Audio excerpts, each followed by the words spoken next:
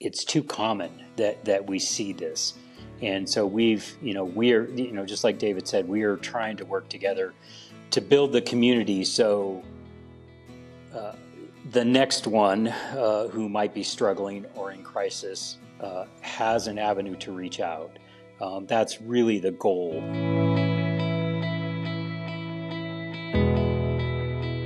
Hey everybody, welcome back to Help Is on the Way, a companion podcast for the film The Call, which is a documentary that focuses on first responder mental health, trauma, and the support systems that are being built around them. And I've got two very special guests with me today. I've got retired Fire Chief, Chief Paul Bearce, and I've got David Meyers, both out of the Albuquerque, New Mexico area. Thank you both for joining me. I'm going to give you guys a minute or two to introduce yourselves. Let's start off with you, Chief. Thank you so much for joining today. I appreciate it. Absolutely, Charlie. Thanks for having us. This is a very important subject. It's a huge passion of mine. My name is Paul Bearce. I'm retired from the fire service after about I've been retired for about 4 years. I did 25 years in the fire service, 20 in a career and 5 as a volunteer. About the last 12 years or so of my career, I became really, really interested in mental health initiatives for firefighters. It was just a subject that, and certainly David can attest to this, but it was something that we didn't talk about at all back in those days. And it took its toll. And so really that last decade of my career and since I retired, I've really have just been following my passion and trying to spread the word, doing awareness, suicide prevention, and resiliency courses for firefighters and other first responders. And so it keeps me busy, but it also keeps me connected to the fire service.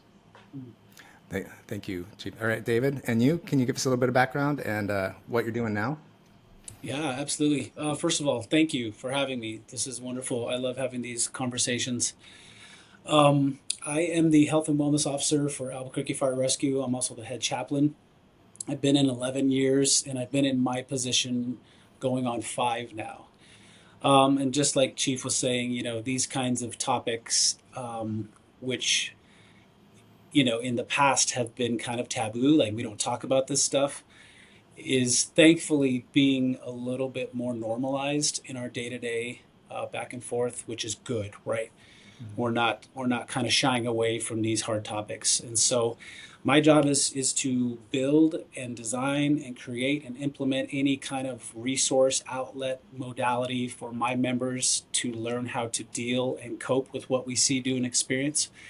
And so I take it very serious. And as a matter of fact, it wasn't my department, but we just experienced a loss in our city with our neighboring fire department in the county. And so it hits home, and if you haven't been affected directly or indirectly by suicide, you will.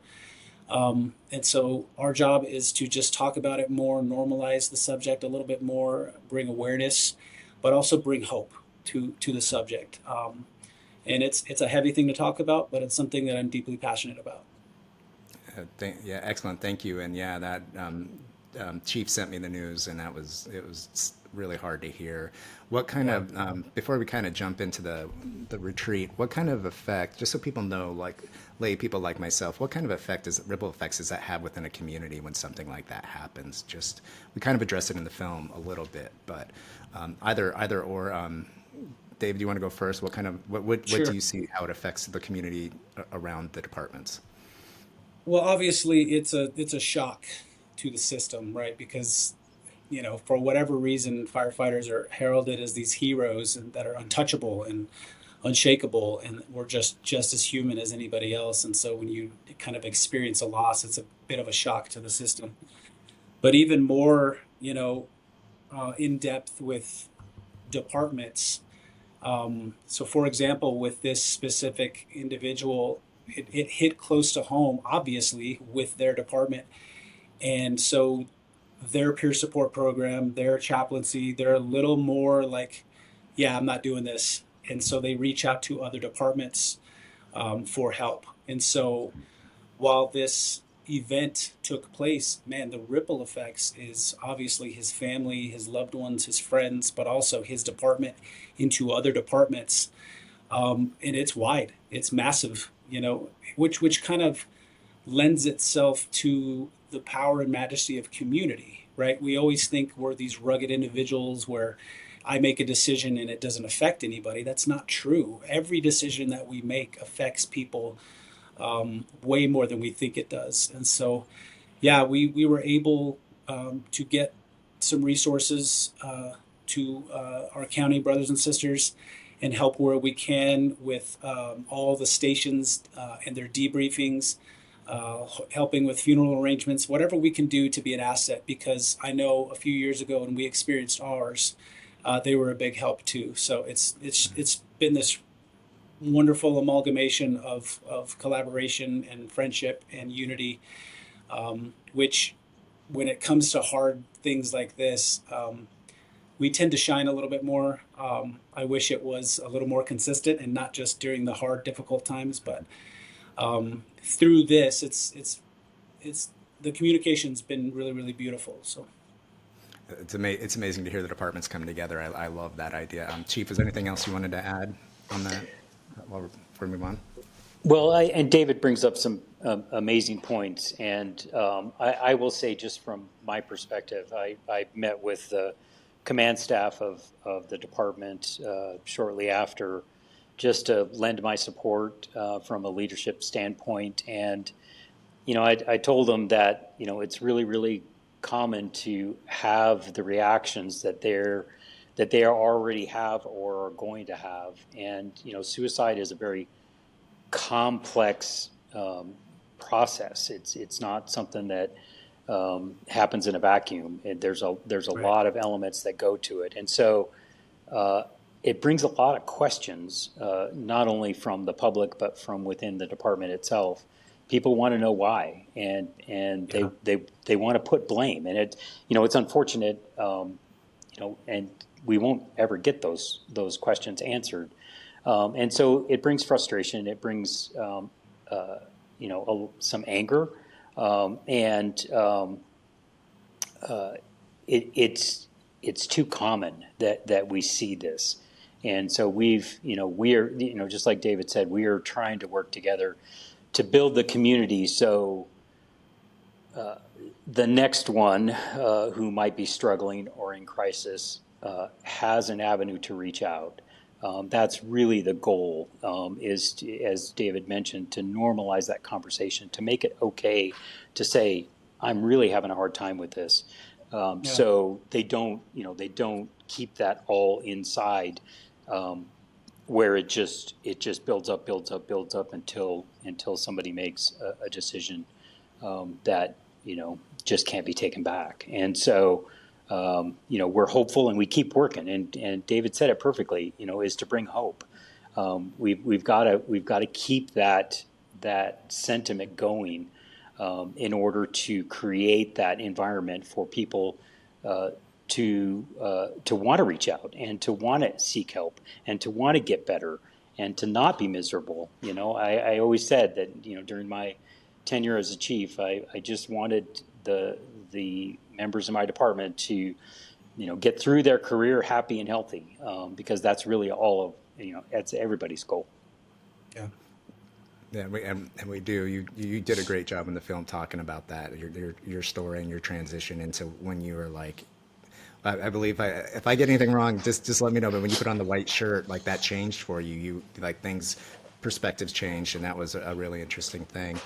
And speaking of the hope, I understand, and again, I'm really one of the things we want to do with this podcast is really talk about what's the community that's being built up, like David, you were talking about, like Chief, you're talking about, that's being built around to support not just firefighters but first responders or anybody who might need it. So it's not my story. I don't know who wants to take it. How did you guys, like, I know you guys maybe met quickly, but you guys really kind of met up at a retreat.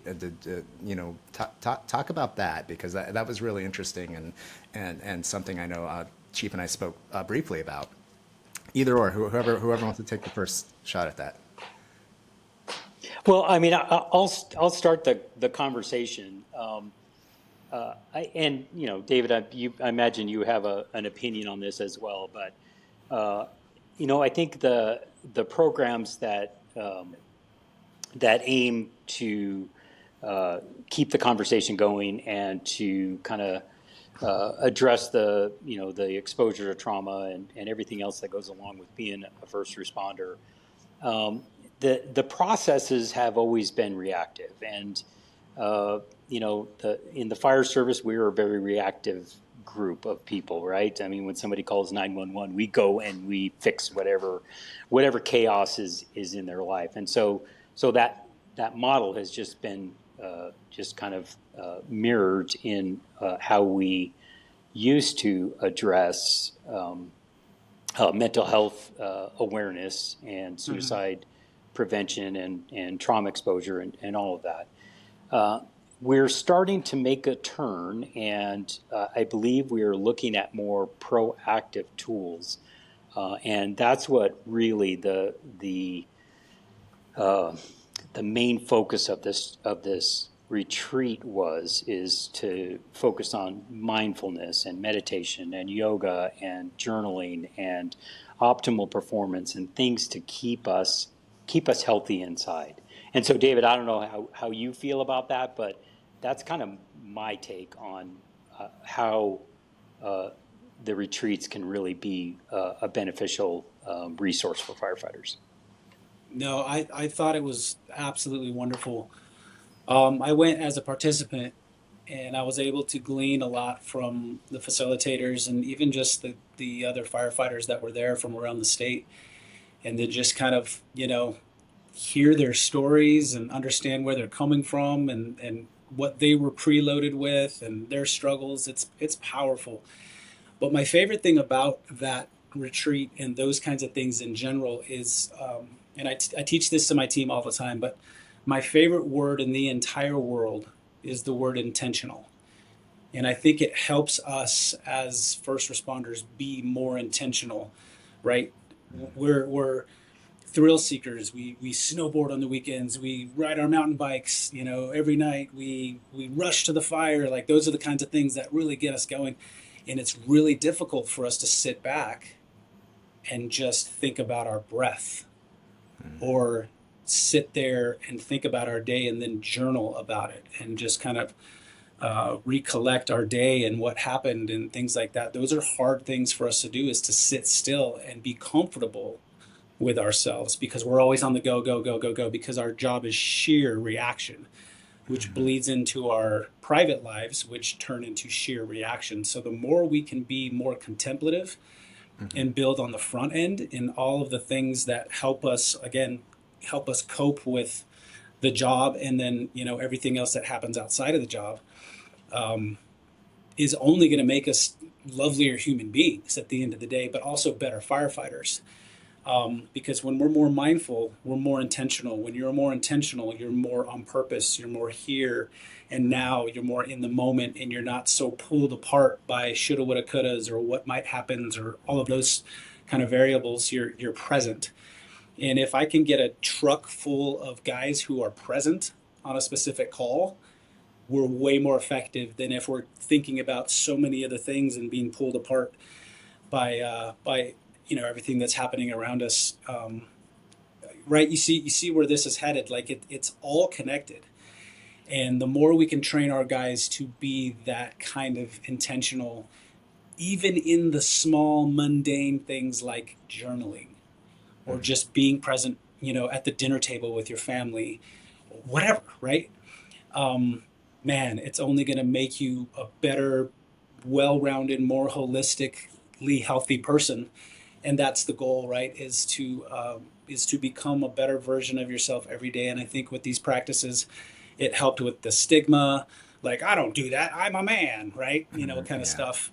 And it allowed people, and it gave them the permission to be real, to be vulnerable, to be open, to be honest, and not have this facade and this front, like, I'm masculine. What the hell does that even mean, right? but we were able to share moments and be vulnerable with each other and cry and hear each other's story. And that's the other thing too. We weren't tied to these damn things all weekend, you know. We were able to sit, and there's something powerful about hearing somebody's tone of voice or seeing the pain in their eyes and just being present there with them and sharing that experience. It's amazing. It's powerful.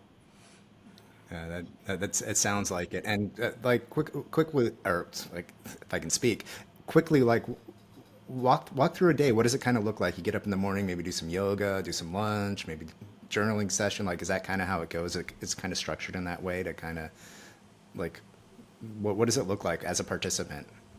Well, so for me, it would. Oh, go ahead. Oh, go ahead. Go ahead, David. Go ahead, I was going to say the first thing that we did in the morning, although I didn't participate in all 3 mornings, but was a cold plunge, an ice plunge. I had done this retreat once before, and I know that it's it's got a lot of physiological benefits, but it's pretty miserable for my 67-year-old body to get immersed into a vat of ice water. But man, it'll wake you up. That's for sure. Yeah. No, it was great. You wake up early. Again, not tied to a certain schedule. Like I got to go to work and I got to sit in traffic and things that overstimulate us. We were able to just go and get some coffee and wake up and do some. I really appreciated the quietness of the mornings, and that was on purpose, right? Let's not talk. Let's just sit with ourselves. Let's sit with our thoughts. Let's enjoy the mornings, and then there'll be a time for talking, and then there was a time for breakfast, and then like Chief was saying, we went to the cold plunge and woke the system up. I had never done that in my entire life. I'd always thought that you get the same kind of physiological response as you would a sauna, and yes, that's true. But you also get a few more different kinds of endorphins and stuff with the cold plunge. But it was also like this fear thing. Like I'm not afraid of the sauna, but there's also like this hesitance of like, oh my God. And there's that, response as soon as you get in and you have that, diaphragm spasm and you have to fight through it and go to your training and go to your breath and slow the process down. And we all, every one of us did, at least 5 minutes every morning, just sat there and fought it. And eventually, I mean, the pain doesn't ever relent, but you get comfortable within the pain, if that makes sense, which is another metaphor for so many other things, right? Yeah. But yeah, just to wake the system up, and then we would go and do like these, classes during the day. We did a lot of physical things. We made fire, out of a stick and a rock, Nice. kind of stuff. A lot of really cool things that I had never actually done before. And so I was able to kind of switch into like little David mode. And I remember one of the facilitators coming up to me. He says, I took a picture of you when you built your fire and you're holding it in your hand. And he says, you look like a little boy, right? And I was like, I felt like a little boy. And what an incredible thing to say, right? Because if we could go back to our younger selves and speak to our younger selves like we did for a little bit, and we experienced that joy, and it was just wonderful. And then just the camaraderie. We were just with each other all day, getting to know each other, hearing their stories. Lots of movement in between. We had a couple yoga facilitators, so it wasn't just like straight, traditional yoga, but like a lot of different times throughout the day, we'd do these just different movement patterns that would speak to different muscle groups. It wasn't like huge workouts, but it was like stuff to wake you up and stuff to keep you, alert and things like that. Just really, I felt like the days were very thought out, and I was like, oh, I love this creativity, and so there wasn't a time where I was like bored or like I could be doing something else. I was always anticipatory for what's going to happen next. And it was, again, Chief, it was, Chief was the main one that logistically that pulled it off. Had it not been for Chief, the facilitating would have been cool, but all of that, undergirding is what made it really, really special, all the things on the back end. And so for me, it was just a great experience. I hope we can make these more often and encourage guys to do this more and more, and not just maybe a one time a year, but a couple times, just very powerful.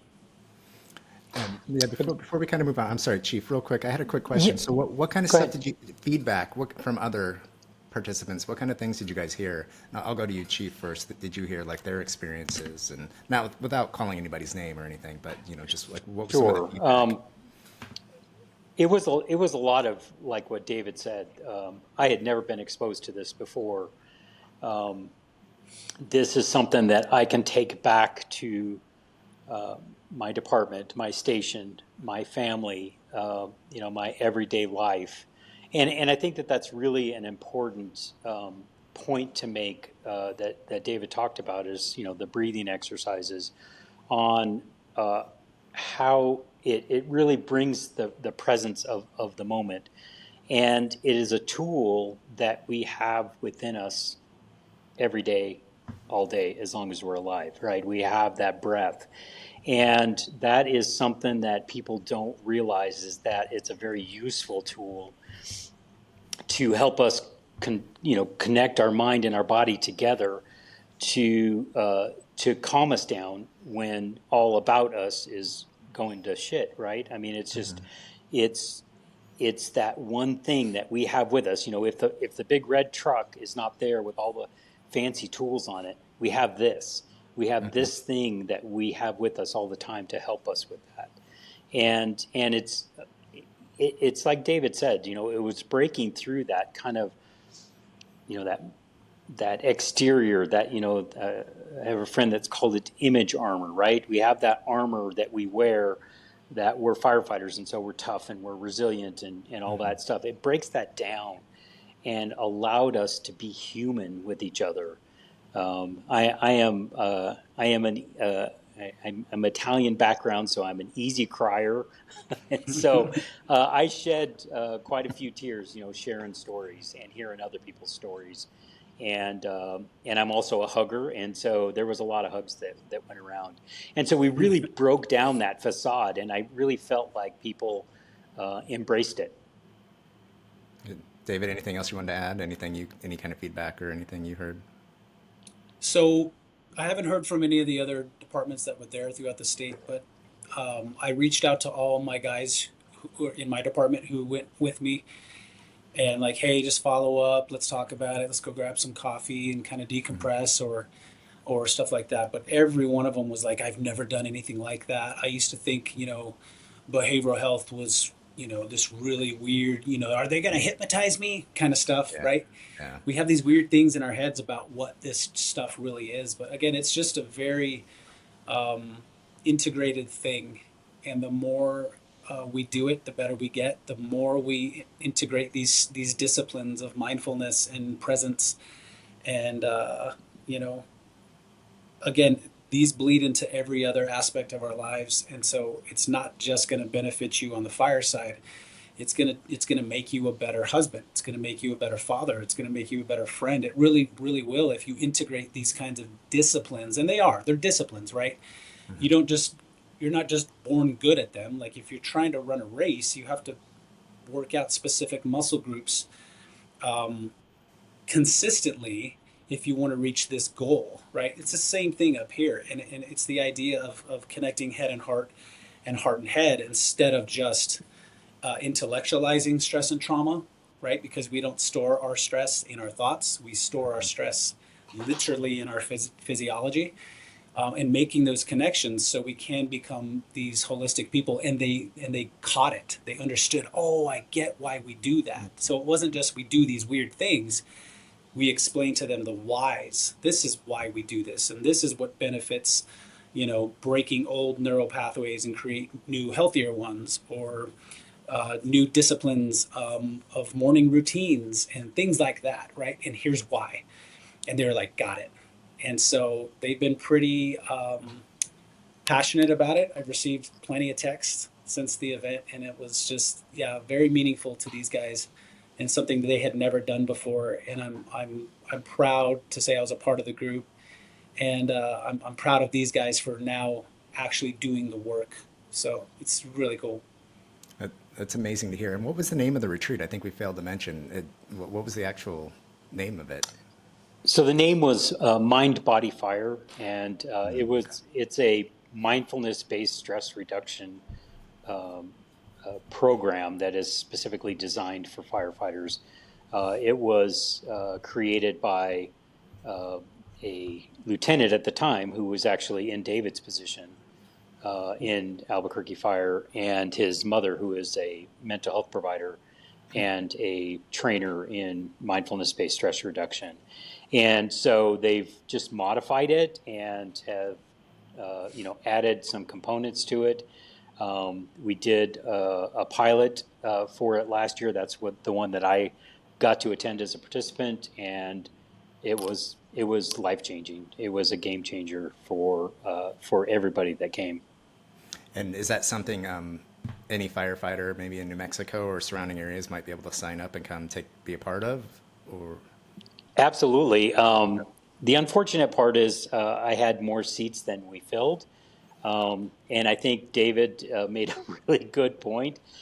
They didn't, I think people don't know, they didn't know what to expect, and they made it, I had over 30 people sign up, but we only had 11 that actually showed up that day, for the 3 days. And I think it was easy to find an excuse. I mean, I'm filling in where I think I'm filling in, but, because it's an unknown. I'm a practitioner of meditation and mindfulness and yoga and breathing techniques. So it's something that I'm familiar with. And I think that a lot of firefighters are not, because they again have that facade that it wouldn't penetrate. So hopefully, we're working off of a grant from New Mexico Gas Company. We got enough to do 2. We're going to do a women's firefighter retreat in the fall or in the spring. And hopefully we can get funding again to do this, as David said, more on a regular basis. Excellent. And if you want to send me any of that information, I can make sure it's in the description, so somebody can look in the description and go to the link, go to the site and hopefully sign up, and you'll fill all those seats and those chairs next time. It's great. Thank you both for that. You talked to me a couple of times about it, Chief. So I know, especially the ice plunges, you were talking about those as well with me. So I've been kind of fascinated to learn more. But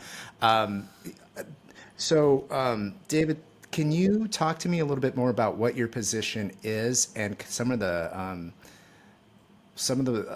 programs you have in place to support your teams, your stations, your fire, your houses, and just kind of just talk to more about what that means, because I know there's a lot that goes to that. If you don't mind speaking about that a little bit, that'd be great. Yeah, so I wear multiple hats in the department, which I think a lot of us do. And as the chaplain, I was tabbed to be the chaplain 4 or 5 years ago, and it was a position that I didn't want. I didn't ask for. My predecessor called me and he says, "Hey, we're revamping all the programs. You're the guy." And I said, "The hell I am." Click. And I hung up the phone, and And we played this game for about 6-8 months, where he would call me, "Hey, you're the guy." "No, I'm not." And I'd literally hang up on him. And finally he says, "Hey, we need to build this program. You have full autonomy." So I was thinking about it, and I said, okay. Went to the drawing board. We put together this really beautiful cadre of chaplains, very diverse ideologies, if you will. And so I said, okay, cool. We got this little group now. I'm stoked on them, but now we need some training. So I found some training, and I won't say who they are because I'm not in the business of trying to embarrass people, but it was god awful. It was hokey, it was cheesy, it was very biased, it was very agenda oriented.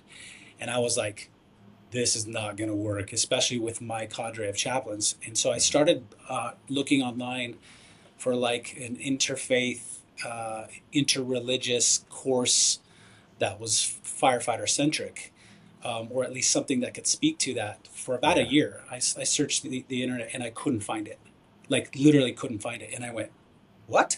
So I started calling colleges and universities saying, "Hey, I'm looking for a 40-hour class like these other guys. This is what I want." And they said, "Oh, yeah, no, we do that, but it's 2 semesters of school." And I'm like, no. I want a 40-hour class. You come on Friday, you get your cert, kind of thing. And didn't exist. And I went, this is a problem. So I went to my chief and I said, "Hey, Chief, we got a problem. I don't have any formal training for my people. And she looks at me and she says, well, I guess you know what you need to do. And I went, oh my God. So the last 4 years, I've been designing, creating, implementing, and designing the first of its kind in the fire service, all faith, interfaith, interreligious, fully ecumenical, fully egalitarian chaplaincy class in the country in the fire service. So we did it. I taught the first class in July. I capped it at 20 students. 23 students showed up. I had 5 different fire departments represented. I had 3 Franciscan order monks show up. Wow. I had the early childhood development lady for the state show up. I had an owner of a large treatment facility in El Paso show up. I had a very big, diverse group of people. It was wonderful. And the class couldn't have gone any better. It's a 2-day class, 16 hours. And most of the topics that we talk about could be, right, and I'm not naive to this fact, but they could be like their own 2-week class. So we kind of touch on these very important things, but it's a pretty holistic, good little class. I think it prepares the individuals well. So yeah, that's one of the things we do. Again, my big thing in my office is to create longer tables and invite more people to the conversation, network with more departments, not less. And then any resource that I have, I offer it up to any agency in the metro and beyond. Whether, like tomorrow, we have a financial literacy class that we host in our offices, and it's open to the police department, the county sheriffs, any fire department, and whoever is wanting that kind of resource. We provide it, and it's free, and I even give you coffee.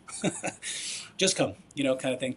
Yeah. So anything that we can do to help our brothers and sisters, especially in the fire service, that's where my heart is. I want to create, more bridges, create more relationships, because I think, again, I'm a huge believer in community. And if I have a need, then I know who to reach out to. And we just create this really beautiful bond. And it's not this competition of, we're in the biggest fire department in the state, and we're the varsity, and you're the JV, and all that nonsense, where we can have fun like that, right? But when push comes to shove, like, we can really lean on each other and utilize each other in really beautiful ways. So, yeah, we created wellness sessions, which is a class we host once a month at our behavioral health offices, and there are different themes, right? One is grief, one is conflict, one is financial literacy, one is mindfulness, different themes each month. Sleep classes, because, dealing with shift work, it really jacks up our sleep. So just trying to fine tune what our issues are, and then try to speak to those things. And then we have, we're doing these trial runs with these chairs right now. They're called shift wave chairs. And it looks like an anti-gravity lawn chair, if you will. Mm-hmm. And so guys are coming in and trying these chairs, and then they shake you, right? You have music and all this stuff. And it's like this really, really neat kind of EMDR session, if you will. That makes and what's funny is if I say, hey guys, I've got, this breathwork class on Wednesday, 0 people show up. If I say, hey, there's this tactical athlete performance enhancing tool class or whatever, then guys come, because it sounds manly, right? Yeah. So yeah, we're trying to, navigate that as best we can, and we're doing a fairly good job. Again, not because we're smart or smarter than anybody else. I just think we're intentional, and we have a hard time hearing no. And if we can back up our ideas with data, and then present our proposals with a very articulate opinion and data to back it up, I think it's hard for people to say no to it, kind of thing. And so, yeah, I love what I do. I'm deeply passionate about what I do, but it's not because of me, it's because of the team. Maya is our behavioral health director, and then Jonathan, he's our health and wellness specialist. So we have a really big trifecta of support, and our labor union is all on board, and so is our administration. So we have this really good support system for the behavioral health side. We have issues, all kinds of, different places. But on this front, we do a fairly decent job at communicating and providing resource to our members, because I think somebody brought it up earlier. Like I want my members to not just survive their career, but thrive through their career, and it's doable. And we just got to teach each other how to do it. So, yeah, that's excellent. I really, that's really interesting. And having done EMDR myself after a really bad car accident, Yeah. that hit home to me right away. Like I said, there's always connections we can make. So that's interesting. I love hearing that you're supported. It feels like the administration and the people that need to be behind you are, helping support you in that way. And that made me think a lot about you, Chief, and the fire that burns within and other programs that you do. Talk to us a little bit about what you and Jackson Williams are doing to support these teams as well, because I know, even though you're retired, you're still connected to the community, and I know in this way because I've seen it myself. I was in 2 classes filming, so talk to us about what the fire that burns within is and what that is. So probably just right after I retired, we started looking at. I'm the current chair in the New Mexico Coalition for Suicide Prevention and Awareness. It's a all volunteer-based group of very dedicated people that aim to reduce the number of suicides we have in our state. And it's unfortunate New Mexico is ranked very high in per capita suicides. We just recently moved from 4th in the nation to 5th in the nation, which is a bump in the right direction. But we have a long way to go. Rural states, states that lack access to resources and increase access to means, socioeconomic issues. I mean, there's a lot of reasons why Western states tend to have higher rates of suicide. So I started in that organization in one of the work groups, which we focus on like target populations, like at-risk populations, and we have 11 of them. One of them was first responders, and I made a point to my group of volunteers who were working together, and I said, we need to do something rather than just have meetings and talking. And so we actually went out and got a grant, and we were able to fund an outreach program, and it's specifically aimed at rural fire departments and EMS departments that don't have the resources that we have in Albuquerque. I mean, I think David is absolutely correct that we're really lucky that we have what we have here in the metro area, in the Albuquerque metro area. But places that are very remote have, maybe not even have a mental health provider, and if they do, they're not culturally competent. And so we said, that problem is, I can't show it on my screen, but it's this big, it's huge. And so what we can do is we can narrow that focus to say, what can we do? And so we created a mental health awareness, suicide prevention, resiliency class. It's a 1-day, it's free to departments. We've had good success. I mean, we've had a lot of people that have gone through the program and have loved it. I was just telling your wife before the podcast that we kind of broke outside of our mold recently and taught that class. Even though it's a very fire-centric class, there was a lot of aspects that really spill over into other career fields. And we presented our class to a group of nursing leadership at one of the hospitals in the northern part of the state. They loved it. They said, we haven't had that kind of training. We've also done it for detention officers at the Metro Detention Center who see trauma every day and have a very, very different exposure to trauma than we do as firefighters. But so that's kind of what we're doing. And I work with Jackson Williams. He's a doctor of behavioral health, former firefighter in the Air Force, and he's got some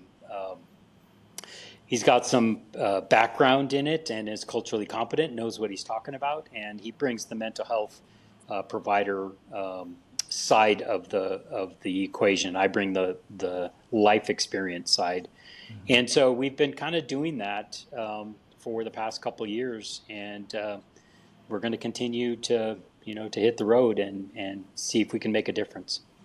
Yeah, it's amazing to watch. You guys have a great dynamic, and you guys work really well as a team. So the 2 days I got to film and watch. I know we've been going for a little bit here, guys. Is there anything you guys want to talk about that we haven't? I know, Dave, you want to talk about the song. We'll do that at the end. But if there's anything else you guys want to discuss before we kind of wrap this up, is there like something I missed or anything you would like to discuss that, that maybe we kind of didn't get to yet? I would like to bring something forward that get David's opinion on. And I don't know if you know this, but and partly it's the work you're doing at AFR and the other things that are going on within the state. But we have a really good reputation nationally.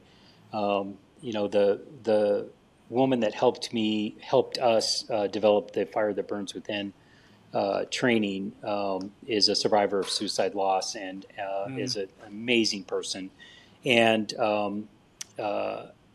she said she lives in Florida. She's retired, and she said there's a lot of talk among and Florida's got some great programs as well. But she said that they talk about New Mexico, and I just want to put a shout out to them.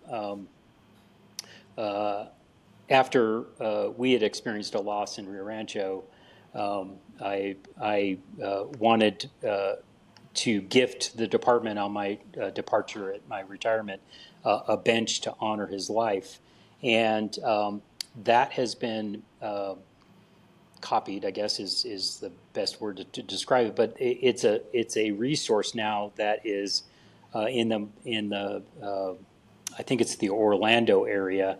They have a program called the Bench 988, and it is a place for first responders to go where they can feel safe and they can talk and they can feel like they have a place to go to sit and talk with somebody and share their story. And I love that. It warms my heart to the nth degree to see something like that that was born out of a tragedy and is now providing something that's good.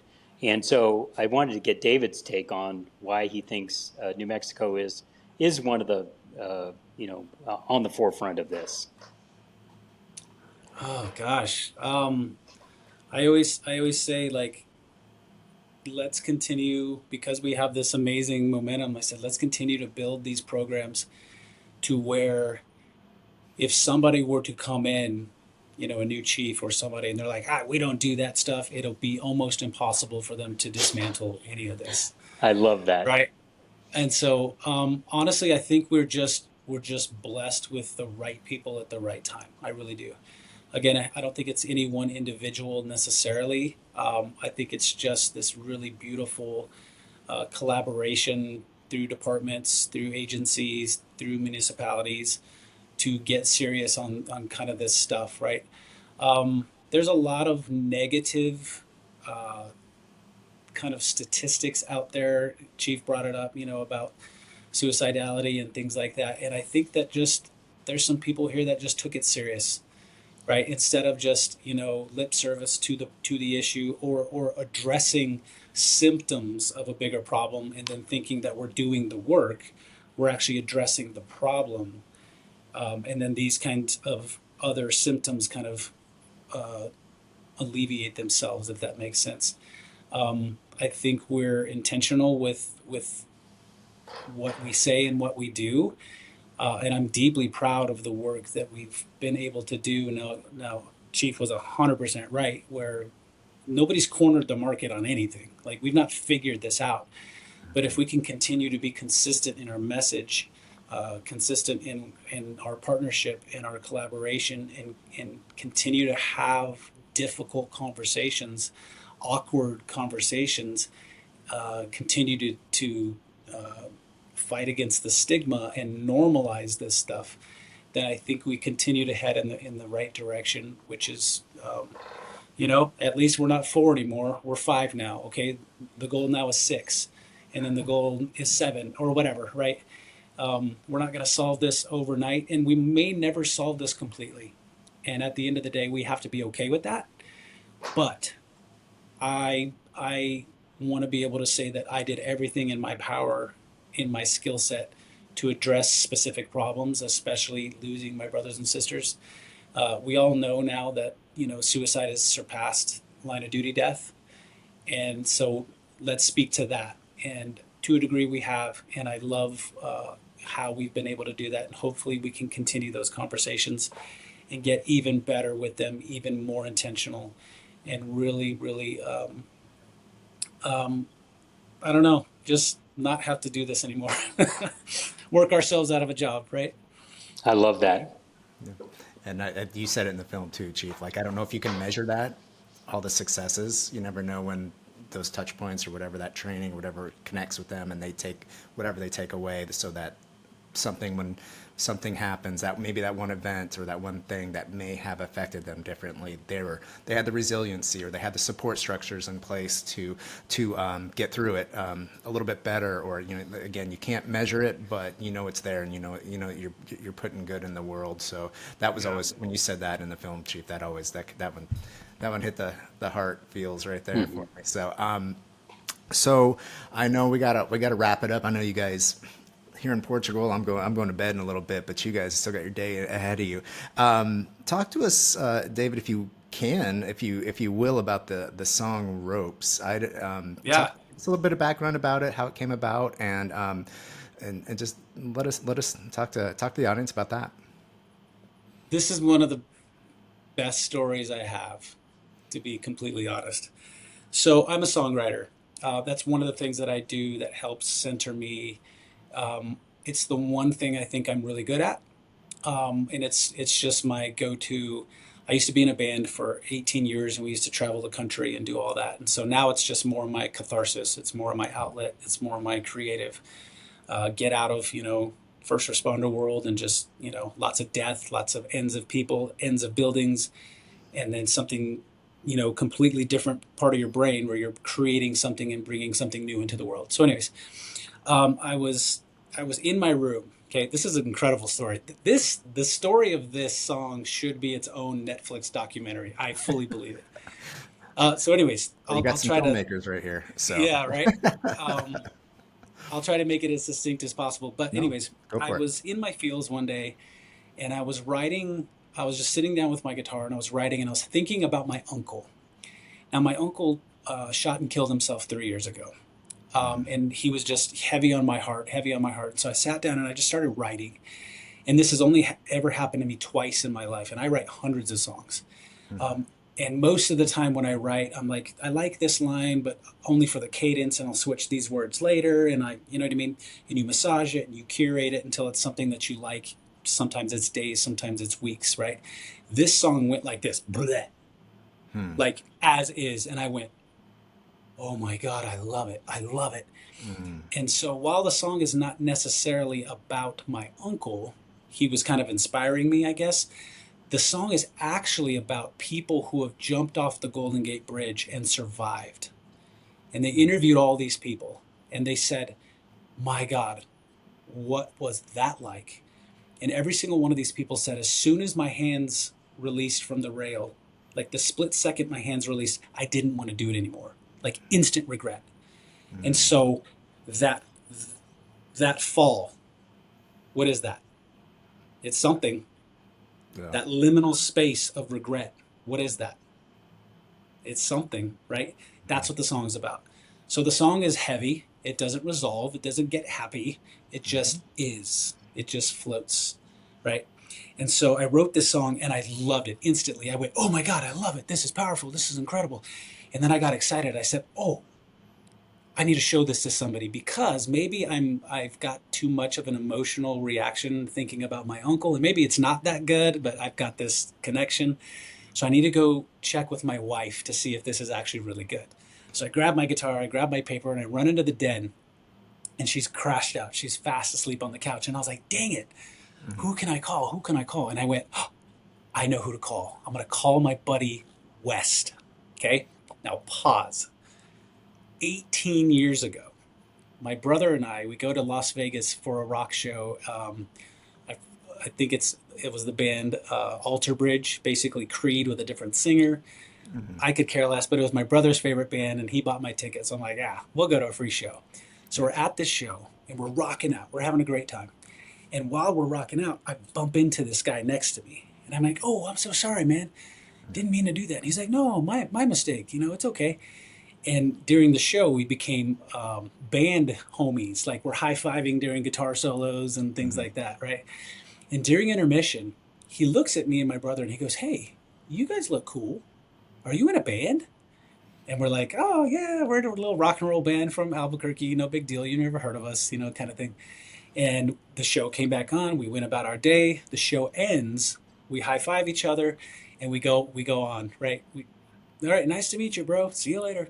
Yeah. The very next day, we're walking through the forums of Caesar's Palace, and there's 5 billion people, right? And there's laser light shows and moving statues, and I'm walking like this, not paying attention to where I'm going, and I slam into somebody. Same dude. I went, oh, sorry, man. I didn't mean. And he goes, my mistake. And he goes, oh, you're the guy from last night. And I'm like, yeah. And we kind of got to know each other a little bit more, like first name basis. And then he asks me, he says, so tell me about your band. And I said, don't worry about it. I said, just buy this record. And when you buy it, go home and just listen to this song called Innocence, right? And he goes, okay, I'll do that, right? Now, a year before we met, now my buddy West, he's the guy who changed drug court in the country. He's a huge player in the behavioral health world. There was maybe 2 or 3. Now there's hundreds. Where it also used to be very punitive, right? You get busted for drugs, we're sending you to prison. Now it's very restorative. You get busted for drugs, we're sending you to treatment. He's the guy that revamped the whole thing. He's an incredible player in the behavioral health world, just adored everywhere he goes. And he's an incredible, incredible man. And I've kept friendship with him ever since. But a year prior to us meeting at the concert, he was at a conference that he put on. He's doing his conference, and at the end of his conference, he gets in his car and he has a plan. He says, I'm miserable, I'm depressed, I'm full of anxiety, and I'm going to go back to my hotel room and I'm going to kill myself. And on the drive there, he's angry. He's just, angry, and he's mashing the radio button. Just, and he just randomly stops on this song. And it was my song. In California. He starts weeping. So much so that he pulled over to the side of the road and just weeps for about 2 hours. And he says, I don't know who this band is, but they just saved my life. Fast forward a year, I didn't bump into this man once. I literally, physically bumped into him twice. Mm-hmm. Okay? So, that's my friend West. After our ordeal at the concert, about 2 weeks later, he still doesn't know who we are, right? He orders the album. The album comes to his house. He puts it on in his den. And this random song that I just told him to listen to, he puts it on. It was the same song. Wow. The same song playing in California. And he lost it, right? Incredible connection. Like the universe just lined up and said, this is happening, right? Yeah. Unbelievable. So that's my buddy West. Okay, present time. So now I'm all excited. I got this really cool song. My wife's asleep. I'm like, who do I send this to? So I said, I'm going to send it to West. Now, West is very, very popular. Everyone wants a piece of him. He's borderline impossible to get a hold of. And I texted him just the lyrics. There's no song. I mean, I have it in my head and maybe a goofy chord progression on my guitar, but there's no written out song recorded where I can say, hey, listen to this. I just sent him the words. I said, hey, what do you think about this? A minute later, he sends me a text back and he says, oh my gosh, I felt every word of that in my bones. He says, that was incredible. He says, what are you going to do with this? And I said, well, I kind of wrote it thinking about my uncle, but I actually wrote it about that liminal space. And he says, oh my gosh, that's heavy. And I said, how about this? How about I just dedicate it to all my brothers and sisters in the fire service who have been affected by suicide directly or indirectly. How about we just do that? And he goes, perfect. He says, stand by. I went, stand by? What are you talking about? 5 minutes later, he texts me back. He says, hey, Dave Krusen is in. He wants to play on it. Dave Krusen is Hall of Fame drummer for the band Pearl Jam. Oh, So that's why, yeah. kind of. All right, yeah. Yes. Oh, wow. So Yeah. he plays on it. I get a call from Charlie Colin, who is the songwriter and bass player for the band Train. He called me like 5 or 6 times. Dude was amazing, full of energy. He's like, bro, this song is incredible, and I want to play on it, and this is what I want to do. This is how I want to help it. Unfortunately, due to his touring schedule, he wasn't able to do it. And then a few months later, I find out that he had died in an accidental death, which was unfortunate. But West started calling all these big players because not only was he friends with them, he sponsored all these guys, right? And so the end of the song, or at the end of the day, we were only, because of tour schedules and things like that, we were only able, right? Yeah. Who can say that, right? To get Dave Krusen. And made a decent friendship with him. So I wrote this song, deeply personal song, something I'm incredibly proud of, and I have a Hall of Fame rock and roll drummer who plays on it. That's amazing. And then it got picked up by Scripps News. Scripps News heard about it, and they're like, this is incredible. And they did a segment during Mental Health Month.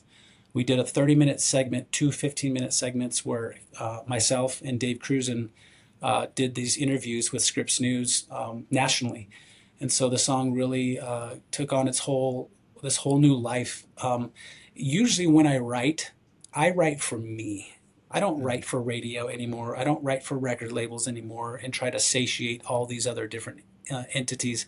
I write what moves me and what I'm happy with. And so as soon as that song just came out, that song already did what I intended that song to do, was move me and make me happy. But it took on this whole new life, and more and more people were exposed to it. And I heard a lot of really kind of beautiful stories. It's not going to change the world, don't get me wrong, but it was something that I was able to dedicate to my department and to the fire service at large. Every song that I ever write anymore, I give out for free. If you can use this, you don't need to pay me. And every time I record, I lose money every single time, and I don't care. I do not care. I write, and it helps me, it moves me, it motivates me. And if people want to listen to it, cool. If they don't, I don't care.